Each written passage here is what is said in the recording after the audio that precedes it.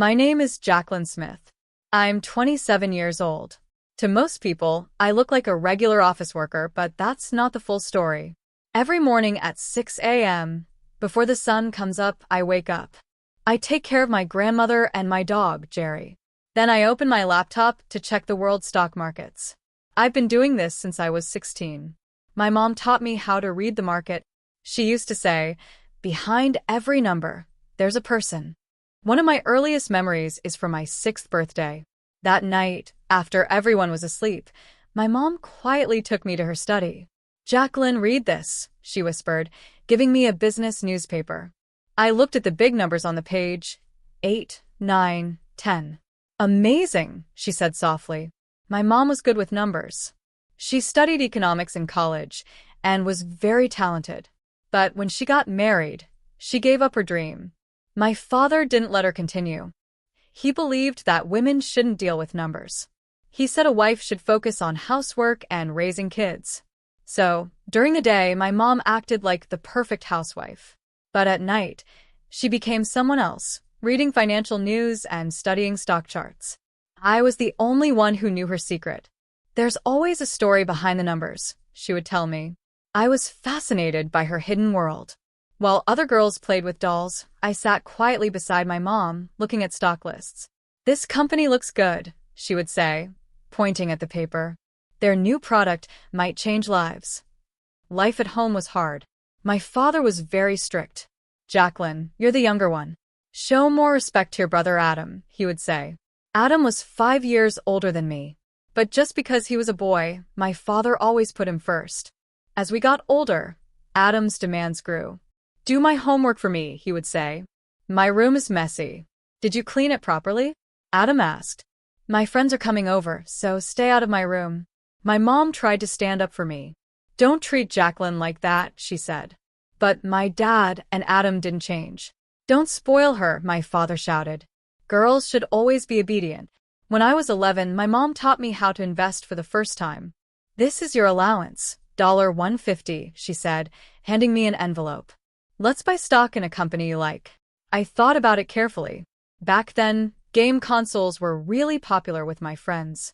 My mom and I read the company's financial papers together. "Look here," she said, pointing at a chart. "See how sales for the new product are going up." 1 year later, that investment had doubled in value. By the time I was in middle school, I started every morning by checking stock prices on the computer. On weekends, my mom and I would go to the library to read books about the economy or study stock charts together. "See this line going up?" she said. "It shows the hopes of many people." Sometimes my dad overheard us and sighed. "Here we go again. Girls shouldn't waste time on numbers. Go make dinner instead." On the outside, my mom listened to him. But she always supported me. "You're talented," she told me. "You can choose your own path. Don't let anyone stop your light from shining." Then something happened that changed everything. One summer when I was 15, my mom got very sick. She had a serious kind of stomach cancer. It got worse quickly, and 7 months later, she passed away. Her sudden death broke my heart. She was my closest friend, the one who understood me most. At her funeral, my dad and Adam cried, but their tears didn't last. "Jacqueline, from now on, you'll do all the housework," my dad said. Dear mother's part too. It felt like he had just lost a helper, not a person he loved. After the funeral, while going through my mom's things, I found a letter. "To my dear Jacqueline, if you're reading this, it means I'm gone. But I left something for you. I've saved $15,000 and kept it in a bank safe. I saved this little by little over 11 years from my part-time jobs and by spending less on groceries. You have a gift with numbers. You understand how to read the market. I believe you can follow your dreams." I couldn't use this money, the letter said. "Use the $15,000 as your starting capital to follow your own path. But keep it a secret from your father and brother until the right time. With all my love, Mom." I was determined. I decided to invest the $15,000 my mother had left me. I followed the investment lessons she had taught me. I picked my stocks carefully. At that time, technology companies were growing fast, and the stocks I chose did better than I expected. I read every investment book I could find at the library after school. I also studied my mother's old economics textbooks again and again. After school, I often went to my grandmother's house to use her computer. I made all the trades in secret so my father and brother wouldn't find out. "You're late again. Get dinner ready," my father would say, annoyed. Sorry. "I was studying at the library," I would reply. Then I'd quickly go prepare the food. I had to lie. 7 months after my mother died, my grandmother came to live with us. She was worried about how the house was falling apart after my mom passed, so she offered to help. My father and brother didn't mind, probably because they just saw her as someone else to do the chores. She brought her golden retriever, Jerry. I was often ignored or treated badly by my father and brother, so spending time with my grandmother became very special to me. I especially loved walking Jerry with her. Those quiet walks gave us time to talk freely. "Jacqueline, you are free to follow the path you love," she would tell me. Your mother would have wanted the same. Thanks to her, I had fewer chores to do, and I used that time to study my mother's books and watch the stock market. It felt like I was still connecting with my mom. But that peaceful time didn't last. One winter day, a phone call shocked me. My grandmother had been in a traffic accident. I rushed to the hospital. She was already in surgery. After 7 long hours, the doctor came out with bad news. Her lower body is badly injured. A full recovery will be very difficult. From that day, everything changed. "Jacqueline, you'll take care of Grandma from now on," my father said without any kindness. "I'm busy with my studies," my brother said without much care. So, everything fell on me: housework, taking care of my grandmother, and looking after Jerry, the dog. I woke up at 5 a.m. to help my grandmother get dressed, make breakfast, and take Jerry for a walk. Then I made breakfast for my father and brother. After coming home from school, I went straight to helping my grandmother and doing chores until midnight. In between, I still found time to study investments. At night, my grandmother would often cry. "I'm sorry for making you go through all this," she would say from her wheelchair, looking sad. But I always shook my head. "Because you're here, I can keep going," I said. And I meant it. I was tired, but having my grandmother with me gave me strength. She was the only person who truly understood me after my mother passed away. Late at night, after I finished everything, I would quietly look at stock charts. I felt like my mother's gift for reading the market was now growing inside me. "Jacqueline, are you staying up late again?" my grandmother would ask, concerned. "It's okay. Just a little longer," I'd answer. Even though she was the one who needed care, she was always worried about me. Sometimes she told me stories about my mother, how she secretly studied economics and learned about investing behind my father's back. "Your mother had that same light inside her," my grandmother would say. Her words gave me strength when things felt too hard, especially with my father and brother demanding so much and helping so little. But I never gave up on my dream. A year later, the money I had invested had tripled in value. At 18, something big happened. A well-known investment firm noticed my work. One day, I got an email from Zachary Gordon, the CEO of a respected investment advisory company. "I'm interested in your investment strategy," the message said. At first, I wasn't sure. I was just a high school student. What could I offer? But I thought, maybe this was my chance to follow the path my mother once wanted. I went to my first interview, nervous, sitting in a fancy building across from Zachary. "I've seen your investment results," he said calmly. "You have amazing talent. You understand the market in a way that's very rare." From that moment, everything changed. After school, I worked as an intern at the firm. At night, I still took care of my grandmother, did the house chores, and studied company reports online. My father and brother didn't notice the change. Or maybe they just didn't care enough to see it. To my family, I was just a useful child, someone who took care of the house and looked after my grandmother. "Jacqueline, what's for dinner? Did you do the laundry? Are you giving Grandma her medicine on time?" Those were the only things they ever said to me.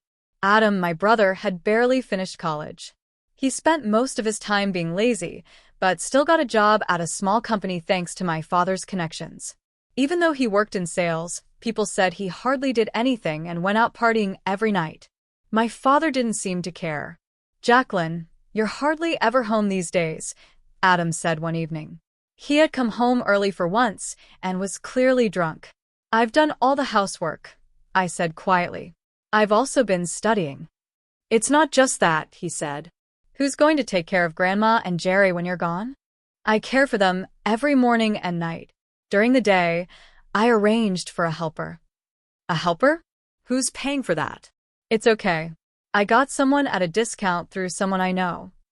By then, my father had given up managing the household money. He didn't even look at the bills. Even when I left the monthly statements on his desk, he never read them. In truth, I had already earned enough through my investments.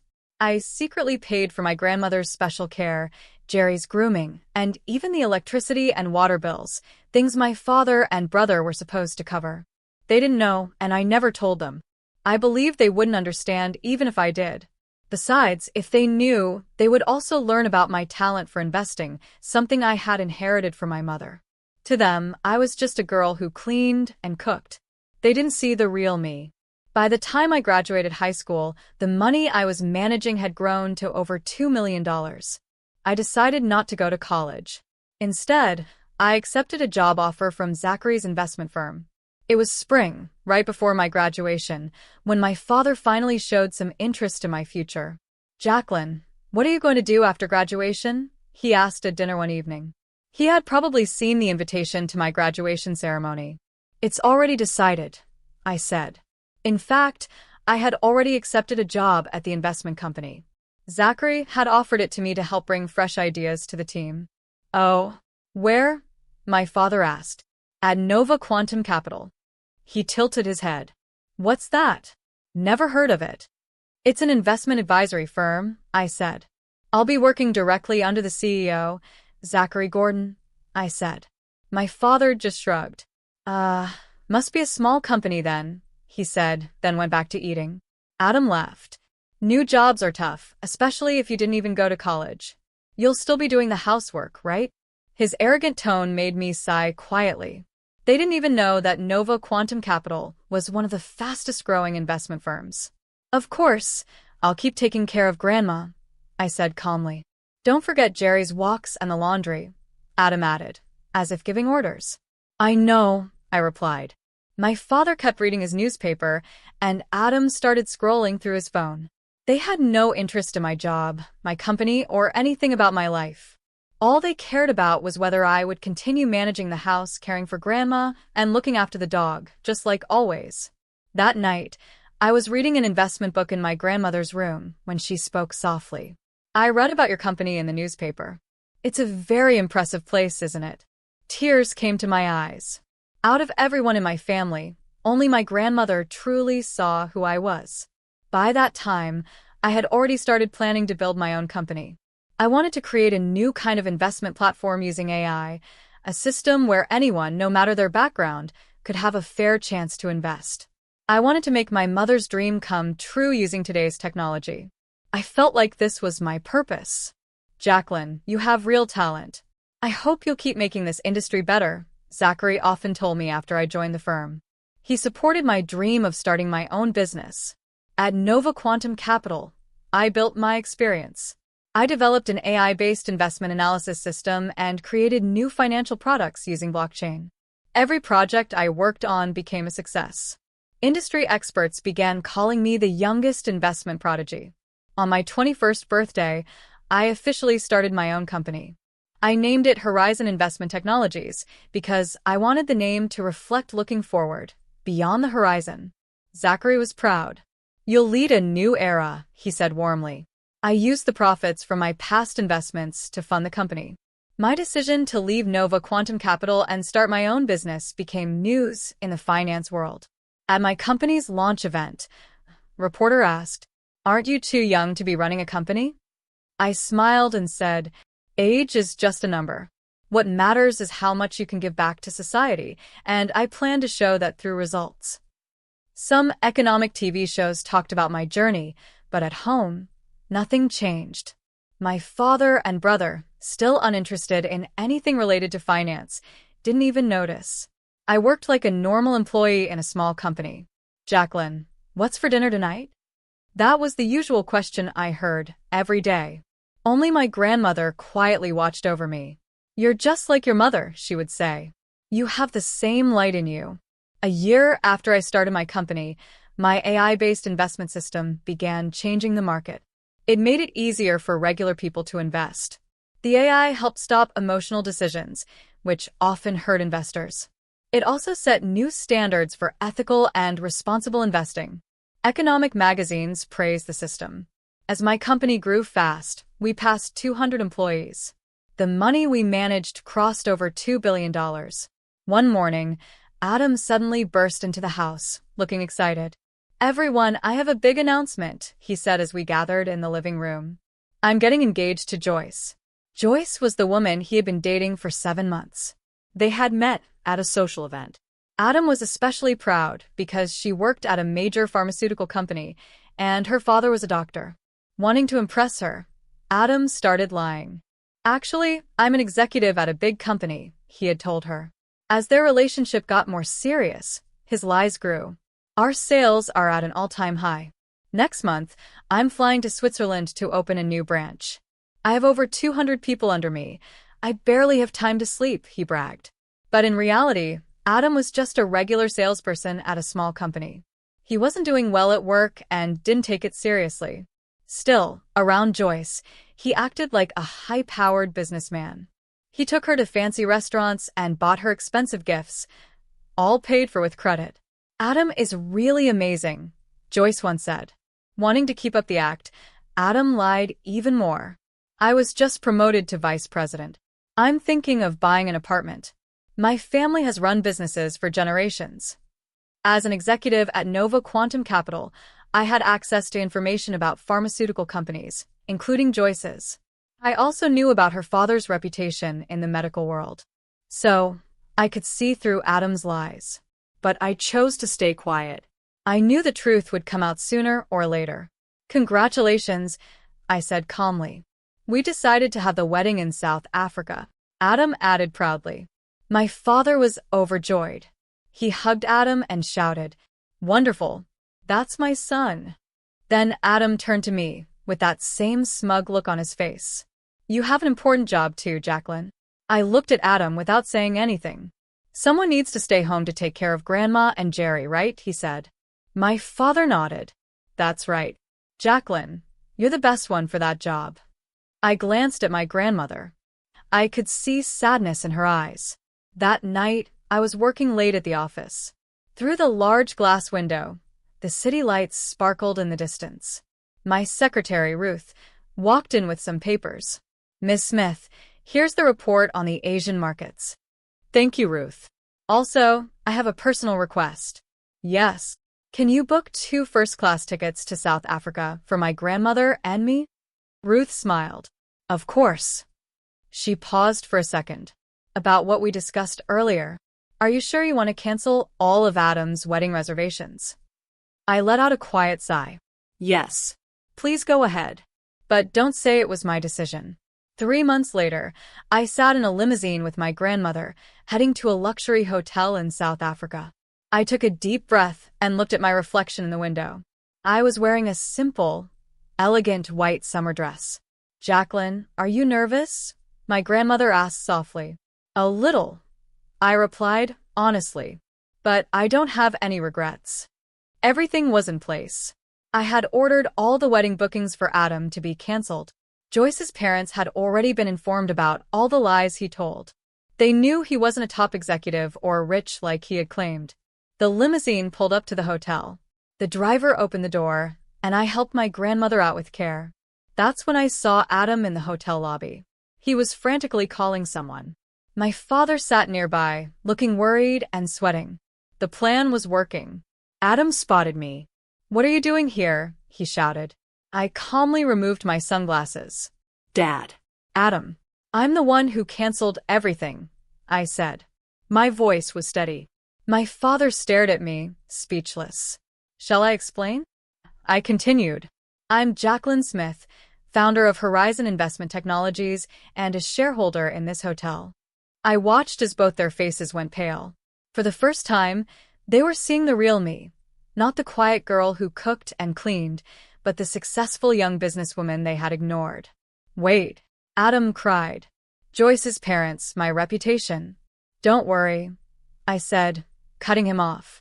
I've already told Joyce's parents the truth. About how you lied about your job, your money, everything. The truth matters, Adam. That's just basic respect. My grandmother gently squeezed my hand. Her touch gave me strength. Now, if you'll excuse me, I said calmly but firmly, I plan to enjoy a lovely week in the hotel's penthouse suite with my grandmother. And yes, it's all paid for with my own money. I walked toward the elevator. I could feel my father and Adam standing behind me, too shocked to speak. Inside the elevator, my grandmother looked up at me. Jacqueline, you've really become strong. I smiled. Yes, but it's all thanks to Mom and you, Grandma. The sun was setting over Camps Bay, its light filling the penthouse room with a warm glow. I let out a deep breath. This wasn't the end. It was a new beginning. Just then, my phone buzzed. It was a message from my secretary, Ruth. Miss Smith, as planned, Joyce's parents have arrived at the hotel next door. I sighed again. What was about to happen wasn't something I wanted, but the truth always comes out in the end. That evening, loud voices came from the hotel bar. Did you lie to my daughter? Joyce's father shouted. His voice echoed through the quiet room. Adam stood frozen, pale. My father sat next to him, stiff and silent. I sat at the bar counter, quietly swirling the drink in my glass, watching from a distance. An executive at a big company? Rich and powerful. Joyce's mother said, her voice shaking. It was all lies. There's a reason it's all my sister's fault. Adam said, panicking. Blaming your sister? Joyce stood up, her eyes full of tears. You were lying from the beginning, even before you met my parents. My father tried to step in. Joyce, my son may have made some mistakes. This isn't a mistake, Joyce's father said firmly. This is fraud. Adam looked like he might faint. Joyce, Enough, she said, cutting him off. She took off her ring and placed it on the table. I'm calling off the engagement. Her parents stood up with serious faces. We'll send the official papers through our lawyer tomorrow morning. I finished my drink, placed the glass down, and quietly left the bar. Back in the penthouse, my grandmother was sitting by the window, looking at the moon.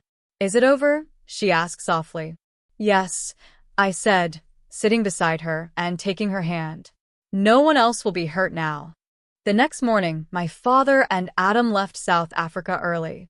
My grandmother and I stayed to enjoy the one-week vacation we had planned. As we strolled along Camps Bay Beach, her in her wheelchair, she shared happy stories from my mother's youth. Your mother must be watching this beautiful view too, she said. I smiled. When we got back home, I moved with my grandmother and Jerry into a new house. The old family home had too many stairs, and it wasn't good for someone in a wheelchair. Thankfully, a barrier-free house had just become available, and I had been quietly preparing for the move. My relationship with my father and Adam was now broken beyond repair. But that was the start of a new life for me. A few weeks after what happened in South Africa, a letter arrived at my office. It was from my father and included legal documents from Joyce's parents' lawyer. Adam was being sued for damages. $55,000 for emotional harm. $83,000 in cancellation fees for the wedding venue. $450,000 to refund guests and cover other costs. Plus, another $55,000 in extra damages. My father and Adam must have been shocked by the total. The next day, my father called. Jacqueline, can we please talk about this? No, I said firmly. This is the result of your son's lies. But that's a lot of money. We can't pay it, he said. Fraud has consequences, I replied coldly. People at his company are already talking about what he did. Then I hung up before he could say more. Later, my secretary Ruth informed me. It seems your brother will be fired. Joyce's parents took legal action, and his company has decided to let him go. My father also left his job. People had started whispering, the father of a fraud, and he couldn't face them. They lost most of their money, sold the family house, and moved into a small, cheap apartment outside the city. Adam looked for new jobs, but couldn't find any. In the end, he worked part-time at a bar at night. Since he never saved money and always spent carelessly, even a simple life was now hard for him. My father, too, couldn't find work again. He was older, had little savings left, and lost the pride he once had. Sometimes I heard things from others. I saw your father waiting for the grocery store's evening sale. Your brother's still working late-night shifts. I didn't feel much. This was the result of their choices. My grandmother sometimes sighed. I wonder if the boys are doing okay. I gently held her hand. Grandma, everyone faces the results of their own actions. My father and Adam would have a hard life for years to come. The money they now owed was a fair price for the way they had treated others. I turned my focus to the papers in front of me for a new business project. There was no reason to think about them anymore. I just had to keep moving forward, holding on to the lesson my mother once taught me. Behind every number, there's a life. Yes, Mom. Sometimes, numbers are the strongest way to make things right.